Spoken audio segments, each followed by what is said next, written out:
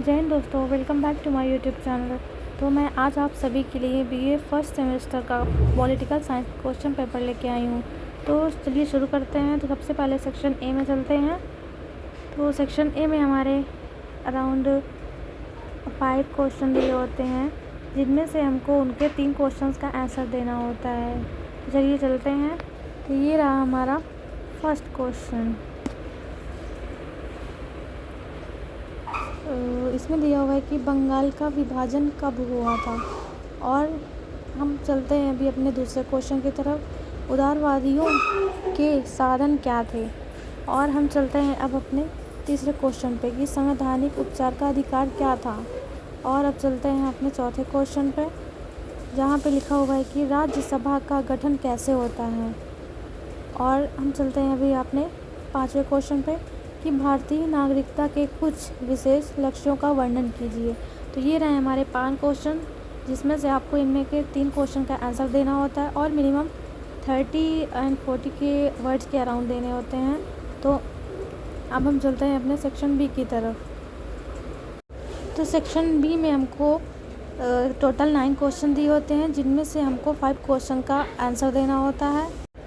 और इसमें आप कम से कम 225 वर्ड लिख सकते हैं। तो अब चलते हैं सेक्शन बी के क्वेश्चन तरफ। पहला क्वेश्चन हमारा सन 1919 के एक्ट की मुख्य विशेषताओं का वर्णन कीजिए। तो ये रहा हमारा पहला। और दूसरे क्वेश्चन की तरफ आते हैं। असहयोग आंदोलन गांधी जी ने क्यों चलाया था। ये हमारा दूसरा। अब चलते हैं तीसरे की तरफ। भारत के प्रधानमंत्री की नियुक्ति कैसे होती है। तो अब हो गया ये। इसके बाद चलते हैं आगे क्वेश्चन पे। तो ये रहा हमारा अगला क्वेश्चन कि निर्वाचन आयोग के गठन का उल्लेख कीजिए। फिर अगले क्वेश्चन की तरफ चलते हैं। कौटिल्य द्वारा राजा को बताए गए 4 उपायों का वर्णन कीजिए। तो अब चलते हैं अगले क्वेश्चन की तरफ कि राज्य की विधानसभा के संगठन एवं शक्तियों की विवेचना कीजिए। ये हो गया हमारा। अगले क्वेश्चन की तरफ चलते हैं कि समानता के अधिकार का वर्णन कीजिए। तो हमें इसका पूरा एक्सप्लेनेशन देना होगा। तो हमारे सेक्शन बी कंप्लीट हो चुका है। अब चलते हैं सेक्शन सी की तरफ। तो इसमें हमको टोटल 4 क्वेश्चन दिए होते हैं, जिनमें से हमको 2 क्वेश्चन का आंसर देना होता है।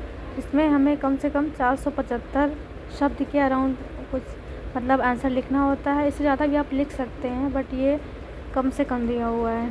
तो चलते हैं पहले क्वेश्चन की तरफ कि भारत के राष्ट्रपति का निर्वाचन एवं शक्तियों का विवेचना कीजिए। तो अब दूसरे क्वेश्चन की ओर चलते हैं। भारतीय सर्वोच्च न्यायालय के संगठन एवं शक्तियों का वर्णन कीजिए। यह रहा हमारा दूसरा क्वेश्चन।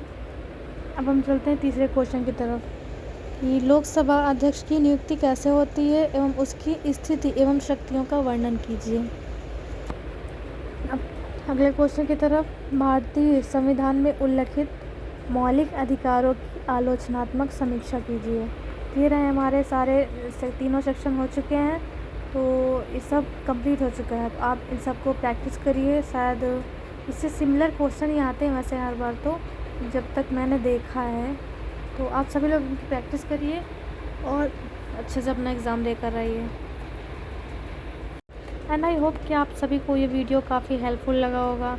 अगर आप सभी को लगता है कि ऐसे हमें और वीडियो दिखाने चाहिए, तो आप सभी लोग प्लीज़ चैनल को सब्सक्राइब करिए।